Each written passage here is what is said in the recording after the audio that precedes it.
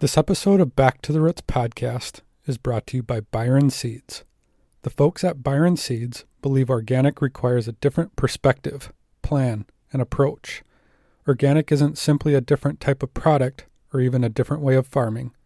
It's a different way of thinking, planning, commitment. It's a different philosophy on how to feed the world. Many won't understand, but the people at Byron Seeds do. We're owned by organic dairy farmers. We not only have the product, but we plan, manage, and execute organic. We speak your language, we share your struggles, and we laud your successes. Organic isn't a way of doing business, it's a community. We learn from each other. We're in this together. We'd be glad to talk cropping plans, management systems, the road to profitability. We understand what you're trying to do. We're farmers just like you. Visit us at byronseeds.net or give us a call at 800-801-3596. And thanks to Byron Seeds.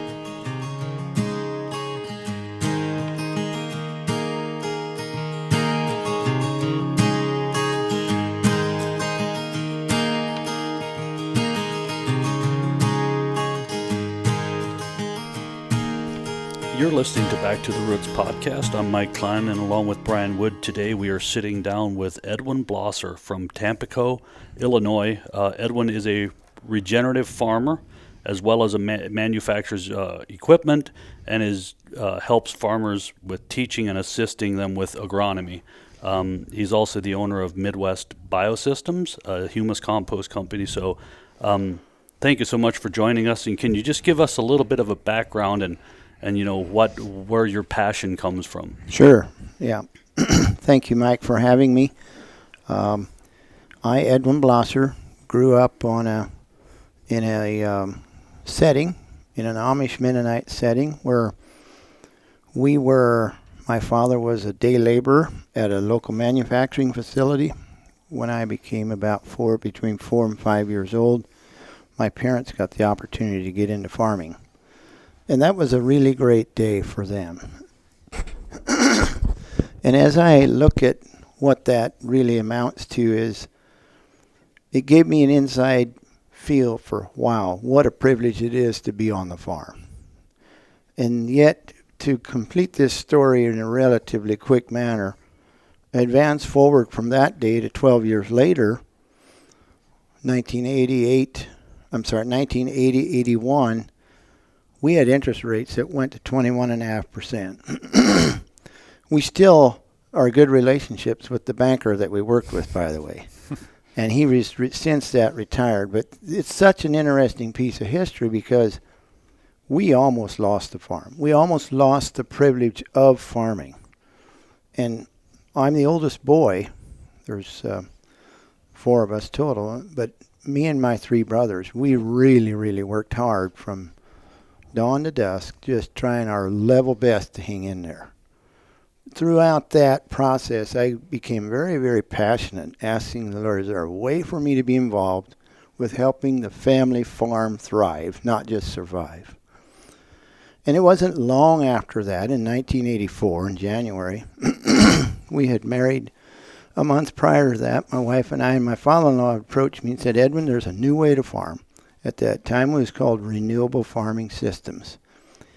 Now, my father-in-law was one of the best, highest productive farmers. He would be the first one in our county that hit 200 bushel per acre, for example. He was just one of those top management, made a really good living on farming. Excuse me. And with that, he had said, Edwin, that system requires a lot of training, a lot of learning, but I think he would be very well adept in doing that. Well, remember the background of how I got into this, Is there a way for me to help? So it piqued my interest, to say the least. And so I went to a local seminar, and that was being put on it was about a month later.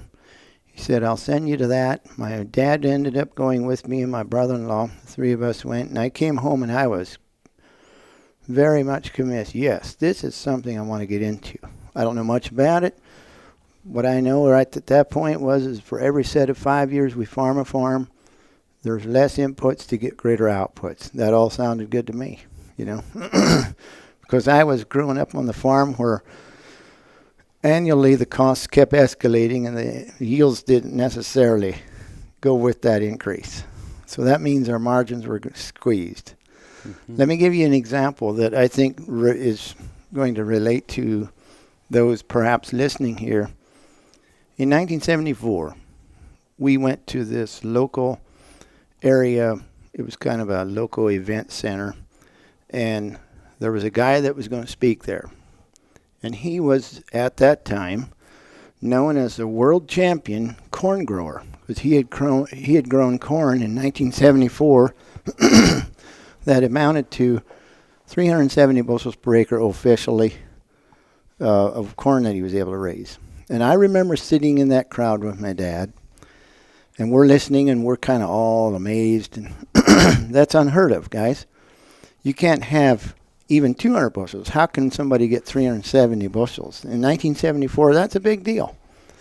That's really where the hybridization of corn was really coming into fruition. Whether you like that or whether you don't, there's many people that don't like it, but I'm just trying to help you understand the mentality in that time frame, in that side. But here's a comment that made, and this is kind of the essence of what this conversation probably should surround around, is somebody said, Mr. Warsaw, his name was Herman Warsaw, Mr. Warsaw, how many bushels of corn did you have to get just to pay for your inputs? How many bushels did you have to get? Well, he said that was a little difficult. He said we had to have 305 bushels to get that. So now wow. Now what he's saying to you is he has 65 bushels to pay for anything else outside of his inputs. We drove home that evening. I remember it as clearly as yesterday, and Dad and I started doing the math. You know what was interesting? Even though our yields were somewhere around 100 to 120 bushels per acre at the time, which we were above county average. County average was around 100. Even though we were in that range, our costs of inputs was only about 60 bushels. What that means to you and I is that we were around that 60 bushels per acre of net spread. Now, to get that impact into a young mind like mine, that means that you understand it's the margin you're working off of, not the actual top number. Mm-hmm. See what I'm getting at? So when we look at viability of farms, it's what you get to keep.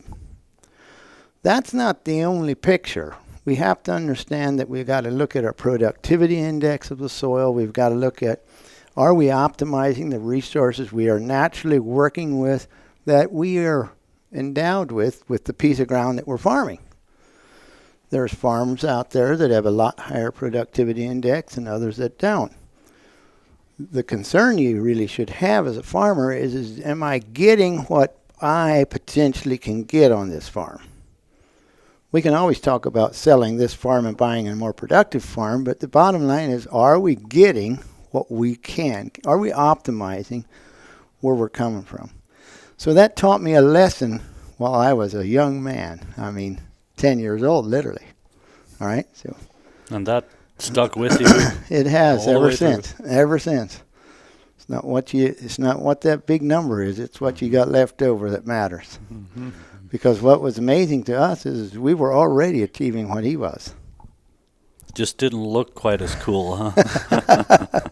Well, that's the good thing to talk about, Yeah, sure, he's got the publicity and we didn't, but we were concerned about paying our bills and about paying our loans off, and that's what was going to matter to us. So in your journey of, you learn this lesson, and then this renewable farming system is brought to your attention. In that early stage, that's what would be, we talked a little bit beforehand, regenerative agriculture is the buzzword today. Renewable farming system would probably be the precursor to that. Correct. What were some of those ideas that were presented to you to, bring that what's left over conversation back to the table? So if we want to start that discussion in 1984. It was revolving around using inputs that are less harmful to soil life, even though we didn't understand soil life nearly like we do today, even though today we still have a huge frontier to go forward on, we still knew it was hard on the soil and using some of our inputs. That was one part of the discussion. The other part that was emerging even back then was residue management, and I will talk about that in a lot greater extent here later in this conversation. But I would say that there was a lot of, I don't know if I can pronounce the word even for sure, but mysticism. It was kind of like a mystery of, man, what are these guys putting together in this hodgepodge of stuff that they're using? You see what I'm saying? Mm-hmm. And so we figured out there was a fair amount of people in the business that were, I wouldn't say that they were intentionally ripping people off, but there were definitely some people you wouldn't want to trust in the industry. Put it that way. That's about as simple as I can make that. You know. Does that make sense, Mike? Mm-hmm. It does. So when you look at what I started with, maybe I should kind of give you an overview from where that journey in the initial seminar in February of 1984 took us. I came home very excited. You know, okay, our people don't go to college as such, and I'm not at all downplaying the value of someone going to a college. That's not what I'm saying. But from our culture point of view, that's what we would refrain from the higher education formally, not internally. So what do I do now? I'm back. This is what I want to do. I came back from a seminar, and my dad and my father-in-law both said, why don't you contact one of these people, of the speakers, there was 5 of them at that event, maybe they'll take you under their wing. Maybe you can become a protege. Maybe you can spend time there and then come back and try to implement it here, etc. So what we did was I contacted the one guy. The first one I tried, he said, no, I don't really have time, Edwin. I'm sorry, but I don't feel like I can do you justice, and we're trying to grow our business significantly, so we're not going to be able to do that. So I went to the next guy. You know what he said? He said, give me a couple of weeks, I'll get back to you.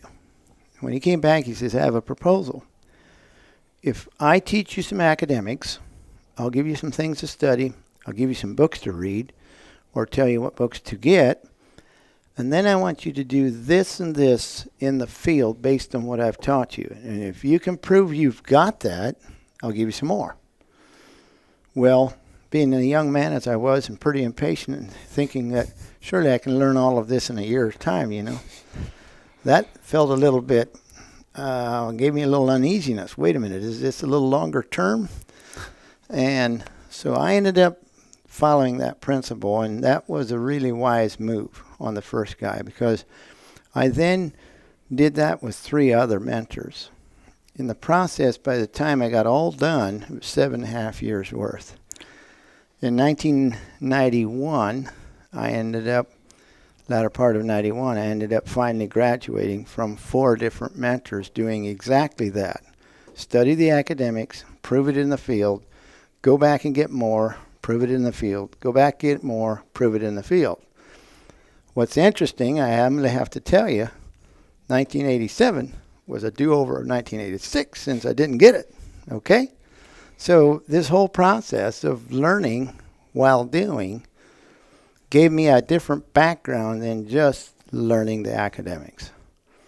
So I became an expert in soil evaluation, in root development systems, and looking at what's going on with your sun harvest and how you get that optimized, and what's restricting your process, what are the nutrient issues. And the fact that very, very few people understand is most farmers leave a lot of money on the table because they don't understand that the excesses are keeping them from making money more than the deficiencies.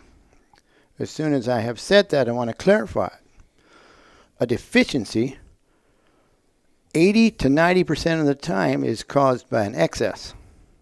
You have to understand the plant can only hold X amount of nutrients. If you got way more of one nutrient, you got way less of another. And I want my message to come across very clearly that the biggest yield limiting and income limiting factor for farmers today, by far, the biggest one is the fact they don't worry about the excesses. They just worry about what's deficient and think they can just supplement the deficiencies and it's all good, but that's not true. Well, that's what's taught. I agree. I This lowest stave length of the barrel is not working, folks. We have to deal with function as opposed to content. And that's a very strange term for most people. Let me explain what I'm talking about. When you look at function, we want to give you a story that I've done a trial one time. This has been quite a few years ago. Maybe 15, 20 years ago, we walked into a cornfield that had about, I'm going to say it was about 4-5 leaf stage. And I could instantly tell that it was zinc deficient. So I did a little trial. I put a handful of humus compost, mixed it in with some zinc sulfate, mixed it well, and put it on the soil. And actually, before I did that, I scraped a little of the top dry soil off, put it there on the damp soil, covered it up with about 1/4 of an inch of soil. I had a purpose in it. In 3 days' time, corn stalk 60 inches away from both sides cleared up and no longer looked zinc deficient in 3 days' time. You said 60 inches? 60 inches. So when I started digging in that soil just under the surface, here we discovered all these mycelia growths all the way over to zinc from these roots that needed zinc. And I'm talking about body of microbe against body of microbe like a fire brigade, all growing over to this thing of this zinc and transporting zinc back into the plant as an extension of the root tip. Look, people don't understand that you're not dealing with, in a regenerative farm, you're not dealing with what's absorbed by the plant. It's what you extract microbially that makes you money. And I just now described to you a very vivid example of a microbial delivery system. That's what I did. Now, how does this really work? We're talking about having microbes that, when they take in energy, and remember, this is called upon by the root tip. And I'll talk about root tips in a moment. But microbes, when they are taking in energy and they're initiated to grow and extend themselves, they will take in enough energy. It will first store it on the outer exterior of that microbe. Secondly, it'll cause a fissure to happen in the middle. And all of a sudden, you go from one nuclei to two. It'll continue working and strengthening the wall of that fissure until it has a double width, And then that starts separating out. Now you have two microbes. Microbes don't have babies. Microbes don't lay eggs. That's how they divide. There's cell division. You have to understand that. And if you think about that microbial bridge from the root tips over to this zinc and back, that was simply nothing more than one microbe doubling into two, those two doubling into four, those four doubling into 8, 16, 32, 64, 128, etc. And it is that fast multiplication which can happen up to every 20 minutes in an ideal environment. Let's just say it's once an hour. You know and I know that if you take the old adage, the story about somebody says, I'll work for you for a penny a day for a month, but double it every day. You know what I'm saying? Mm-hmm. There's not very few people that could afford that. Are you with me? Mm-hmm. Well, use that same analogy. God, in his economy, has actually created that process in the microbial field. Here's another big myth about the life in the soil that I'm going to bust right now. Everyone that used to be in the industry of biological living organisms, selling biologicals, microbe packages, etc., has over the years, I'm not saying about what it is today. There's a lot of people getting wised up to this. But over the years in the past, they've always thought that every microbe you have out there should be up and running at full tilt. That's where you get your highest fertility. That's wrong. That's a myth that's totally wrong. That would be like putting this room we are in, and let's say that each person would stand here fairly close to each other, within 6 inches in front and beside each other. You could possibly, let's assume for the sake of this conversation, we could put 40 or 50 people in this room. There would be no furniture. Give them all a jump rope. Ask them to jump rope all at the same time. Or get a bunch of them to squeeze over and let 10% of them jump rope, and then they squeeze over, and the next 10%, and they squeeze over, and the next one, and you get, pretty soon you can do the whole room. See what I'm saying? That's how life is in the soil. Only the ones the plant roots ask for should be active. The others should be happily sitting and idle. That's God's economy. Because microbes divide out and double with every generation. Every 10 generations, if there's a major, you know what I'm saying mathematically, got it? So one microbe goes to 1,000 in 10 generations. Some 2, you can do the math in a spreadsheet if you want, and I did, of course. But 2, 4, 8, 16, 32, those, each jump is a generation. 30 jumps is a billion-fold increase out of one microbe, or any amount. And so my point is, we want to have a system, and we work with a soil system that doesn't encourage all microbes to increase, because we know if we do, we have short on yield. We short ourselves on yield. We know if we do, we short ourselves in the ability to heal the land. We can't heal the land without getting into God's system. Ain't going to happen. I don't care what your belief cycle is. You got to get with what nature originally has designed and work with enhancing that, not to compete with it, because you will lose. Mm-hmm. And I've tried. Inadvertently, without knowing, I've tried. See what I'm saying? And so we got to understand how to fit. And so going back to my story, where this plants were able to travel 60 inches in 3 days, and faster than that, really. But you stop and think about it. If it doubled every 30 hours, every hour for 30 hours, that's a billion-fold. And 72 hours, look at how much you can do. See what I'm getting at? There's one piece to that puzzle that makes that work. Microbes denature the genome. I'm talking the genetics of the microbe over an X amount of generations of dividing out. Generally between 8 and 12 generations, they denature. So they're no longer the actual same vigor, complete replicate copy, if we're not careful, in about 8 to 12, 8 to 13 generations. With the humus protein, they're the same going into 40, 50 generations. You mentioned earlier, I'm I'm an advocate of humus technology. Humus technology should be described as a protein system, a protein technology. Humus is, the way I look at it and what we do, is taking decaying organic matter, keeping most of what wants to evaporate. And why does it want to evaporate? Inside the cells of organic matter, as it's decomposing, remember when it's growing, it's composing. That means putting together. Decomposing means taking apart. When the plant material starts decomposing, the greatest content inside that cell is lighter than air. Just like helium gas is in a balloon, it's lighter than air inside every cell. So, what does helium gas do? It goes up. What do the cell interior guts go to? They go up. And the problem you got is that's where the value add is. That's where the greatest amount of growth goes. You guys may not have watched me there in my talk last night, but I'm talking about this 5-pound tree that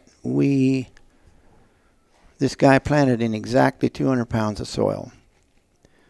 5 years later, only watering it, it now weighed 164 pounds. That tree now weighed 164 pounds. That's a 159-pound gain. Got it? Yet when he carefully took the tree out of the pot, that originally weighed exactly 200 pounds, now it weighed 199 pounds and 14 ounces. In other words, 159-pound gain consumed 2 ounces of soil. Let me take that further. 159 times 16 ounces to a pound is 2,544 ounces of gain, of which 2 of that came from the soil. Where did the 2,542 ounces come from? You see where I'm going? It came from the sun in a photosynthate process, meeting up and matching up with CO2 coming from the soil. Together, that makes a glucose. That's where the value comes from, because that's where the greatest mass is coming from. Is sun energy heavier than air or lighter?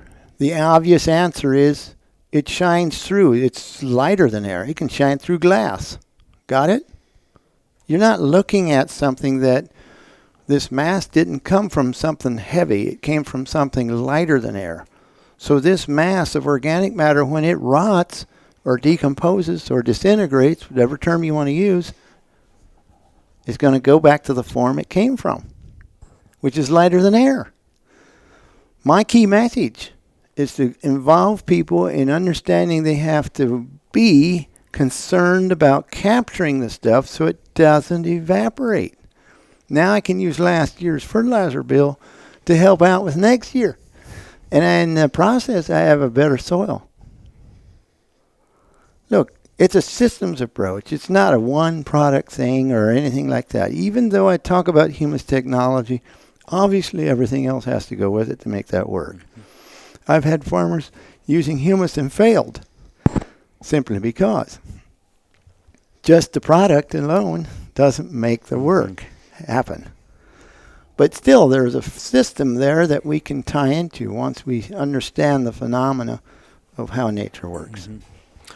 I want to go back to a comment that you made that it's excess, not lacking. You know, they needed, the corn plants needed zinc. But what do you do if you're oversupplied with something? How do you bring that level down, or do you try to balance that out by bringing the deficiencies up, or how do you do that? Thank you for asking. That's an extremely good question. And here's the first thing I want to tell you.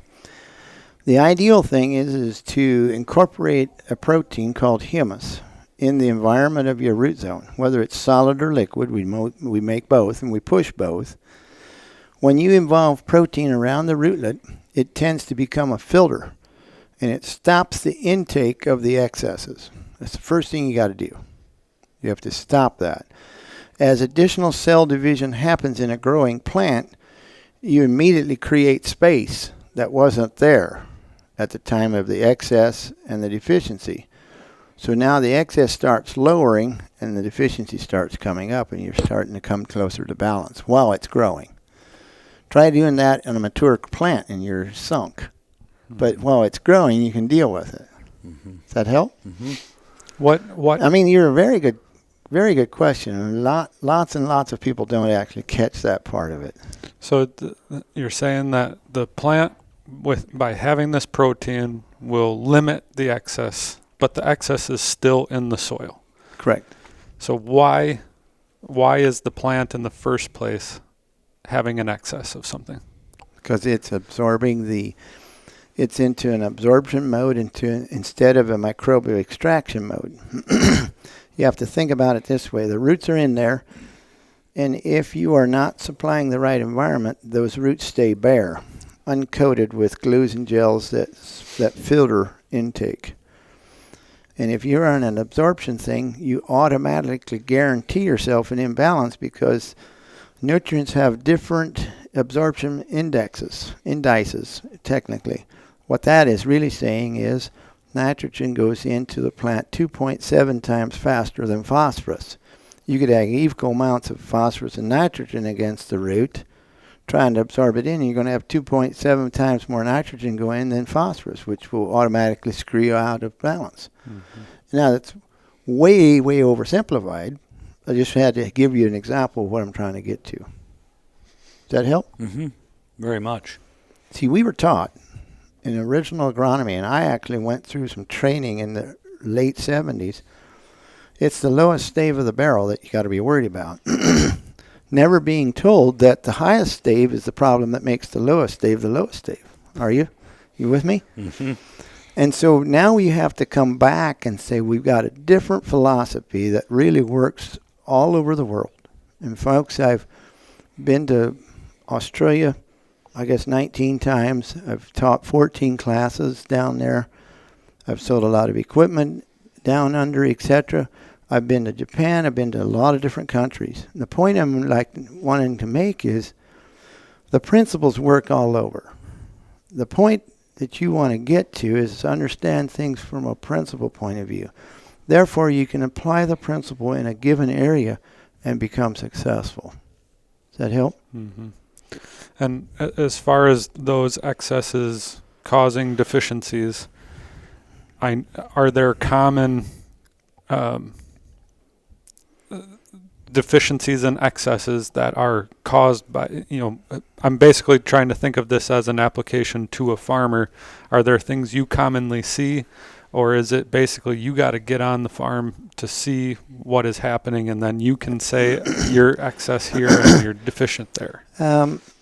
Okay, so let's back up on that one, and that's an excellent question. Let's look at it from a big picture point of view. Nitrogen, simply because it's the highest absorption ingredient that you possibly work with in all of the mineral ingredients. Depending on the system that the farmer is using, and if he's mainly focused on using nitrogen, that probably will be a fairly safe position to say, I bet you he's out of balance, right? So there's some general things that you can just assume at. But the thing that I would like to do is simply say, let's say that you were a farmer and you wanted to come to me and say, I've been having a struggle over the years. It seems like my soil's not getting looser like I used to be, kind of come to a plateau, and my costs are just continuing to climb, and I'm not really getting a lot more yields than I did 10 years ago. That should be a wake-up call for people, which it often is.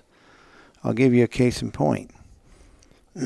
Well, I could give you a lot of different examples, but just the folks that I was talking about yesterday where they're putting on manure for 20 years. The soil was getting really hard. The soil was getting really weedy. There was a whole lot of problems with it. The imbalances were occurring. The yields were actually less than they were 10 years ago. Okay? As a rule, the 5-year running average was kind of coming down a little bit. Well, that should be a fairly good signal to you. You need to change something. You know what this definition of insanity, right? Thinking something will change while doing the same things. Well, it works that way in nature. You've got to change things. So I don't know if that helped where you're coming from, nitrogen being the greatest absorption, you know that. But there are certain yield limiting factors that need to be identified either with help or with enough teaching and training that the farmer can go and start identifying that. And that sometimes does require a visit on the farm. Mm-hmm. We'd like to relate this for our listeners. I believe it was Successful Farming, one of those magazines. In about 2005, 4 or 5, they came out with this study because they were keenly interested in the global positioning systems that were coming into the farming community. Like in the late 90s, we finally had some GPS technology, etc. So they all said prescription farming is going to be the way of the future, and we're going to see yields just go up out of the top, and everything's going to be cool. Interestingly enough, even though they got down to 1/4 or 1 acre, 1/10 of an acre blocks, grids, where they sampled each of these little grids, trying to zero in to try to get this precision farming in place. That means that if this grid was low in P, if this was low in potassium or potash, if this was low in calcium, if you you'd be able to apply just what it needs in whichever block, Surely that's going to break through. Well, the truth is it didn't do much. That's the real action, too. Okay. So they embarked on a study. They said, well, what then are the yield limiting factors? Now that we're into grid, and now that we're into global positioning, now that we can GPS this thing really well, let's actually find out so they took over 500 farms and reduced it down to a lot of common denominators, and they picked out 10 greatest factors of yield limiting factors. Fertility was number 6. Drainage was number 1. We can talk all we want about soil fertility. Unless we know and understand the principles of drainage, we're kicking ourselves. These are just things that you've got to know that you communicate to your customer base. You want to educate your customers to never forget the basics. Never take on working soil was number 2. Working soil wet, I'm saying, was number 2 yield limiting factor. Just getting in there a little bit too quickly. Now, I have a joke that my listeners will enjoy, I hope. This one guy talks about human nature and how it works with us farmers, And this is kind of a comical thing, but it really brings about a really good moral, and that is, he says, us farmers, we go out there in the field, in the spring, and we see the neighbor going down the road, and we're getting pretty antsy to get going, and, this is the danger point, got it? This is where a lot of farmers end up knocking off a lot of profit. And we kind of shake up and down, we jump up and down just slightly, and the soil seems pretty solid. And he says, I think it'll hold up the tractor. I think it'll get out here and go. And that's the joke is, come on, just because it holds your tractor and doesn't bog down, that doesn't mean that soil's ready for you to till it.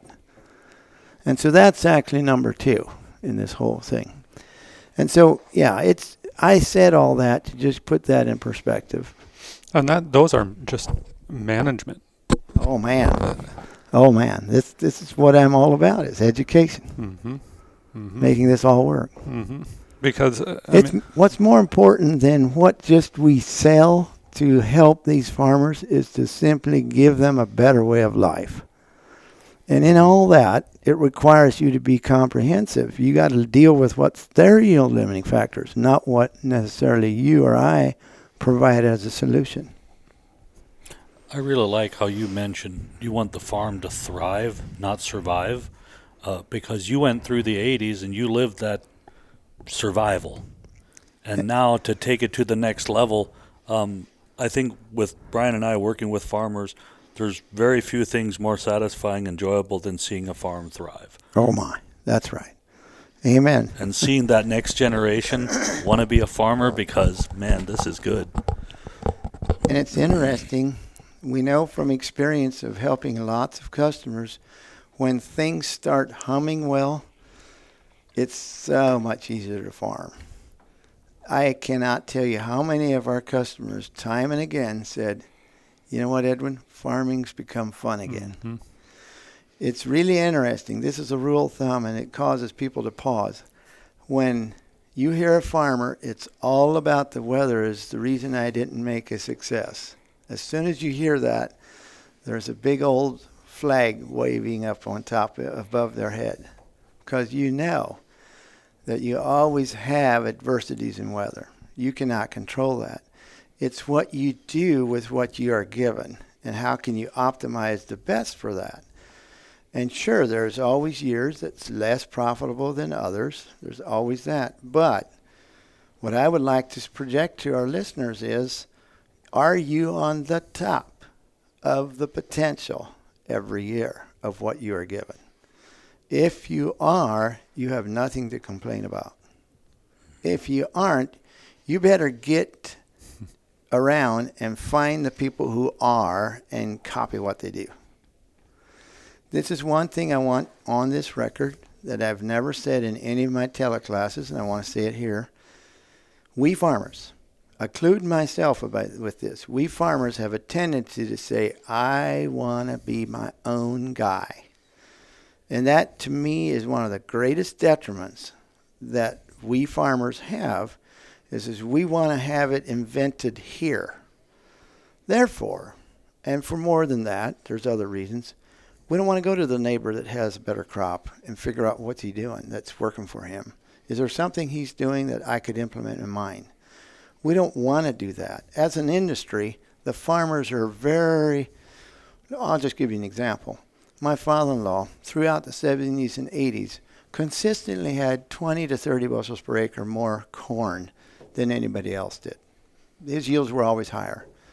The question I've got is, I can't remember one time of any of his neighbors, and he was spread out into probably 4 farms most of the years that I worked with him during the 80s. I can't remember one neighbor coming and saying, I really want to know what you're doing. Is there anything I can gain? Their yields are a lot less. We as a farmer, we don't tend to say, wait a minute, maybe I don't know it all. Maybe I could learn from this guy. Mm-hmm. That causes us to do a little bit of humble pie-ness, but guess what we do? We fatten our bank accounts if we do that. And I'm wanting to just encourage farmers to say, come on, I'm with you. I know how that feels. I know how hard that is. I'm talking from a real live experience. Just lay it down and get that done because you are the winner. Mm-hmm. That's the encouragement I want to give.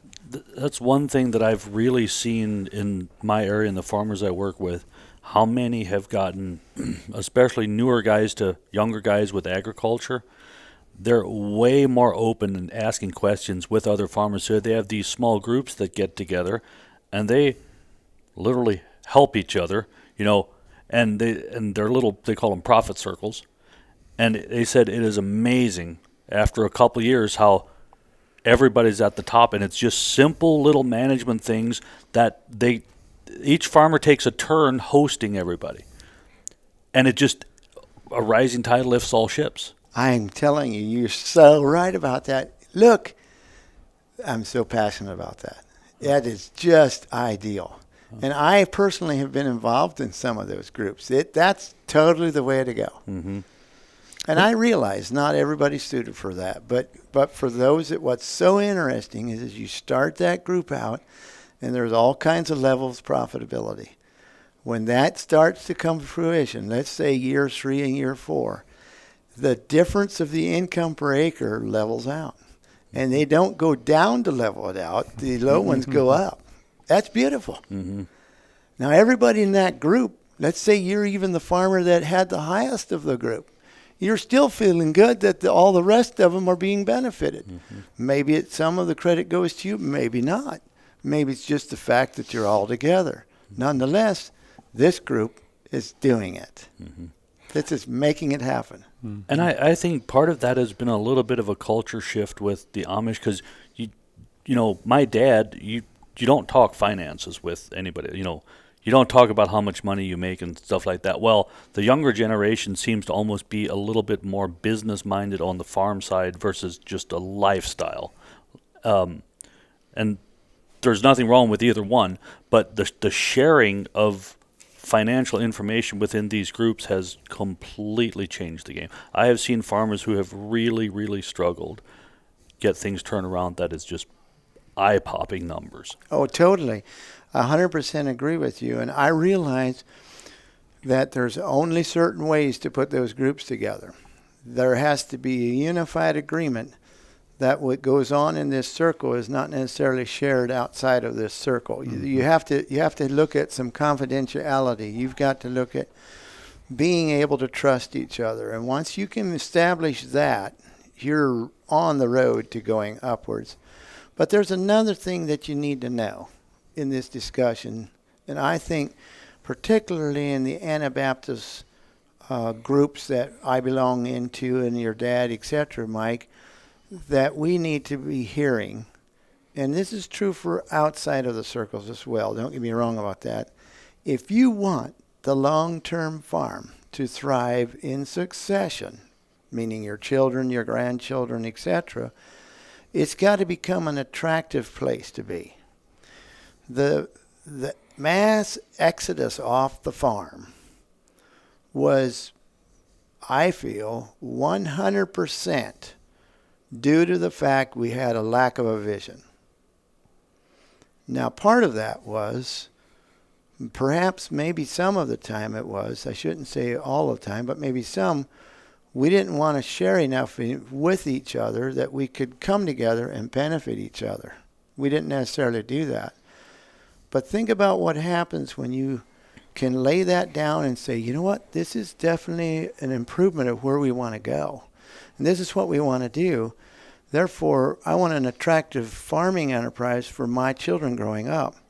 When life becomes fun and interesting, and it's becoming better as a farming group, you can bet on the fact that there's children that want to follow footsteps. Mm-hmm. It's when it was a rough, tough, almost not making it, and there's no end in sight that you get these children to come off of the farm. Mm-hmm. I want that message to come across to every family farm out there.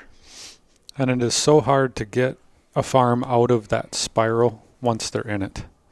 So I would just conclude with one thing, Mike, that I want to say. This is, I really enjoyed this time, and perhaps we can do some additional events similar to this. I would probably want to just say, for the people listening to us and so on, there's a lot more to learn that we can all be sharing together. I personally have 14 teleclasses. If you go on our website at midwestbiosystems.com, click up on the top right, you can find a list of those classes you can dial in and listen to.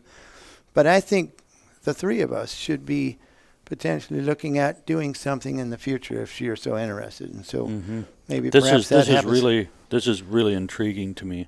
This has been a really interesting conversation. It feels like we just scratched the surface, and I think we could sit here for a couple of hours. But yeah, I love this conversation, and I know all three of us are passionate about seeing the farm thrive, and what can we do to help. With my role, what can I do? My goal is, I'm not the expert, but this farmer is doing this really well. This guy needs help. Bring those people together and let's raise everybody up. And in fact, even the guy that's helping the guy that's struggling, that guy gets to be better too. Mm-hmm. He will not do it at his sacrifice. He will do it at his betterment. Mm-hmm. So yeah, I love that. Guys, I really appreciate this privilege, and I will more than be happy to entertain another session. Okay, great. Thank you so much for the time, Edwin. You bet. You're welcome.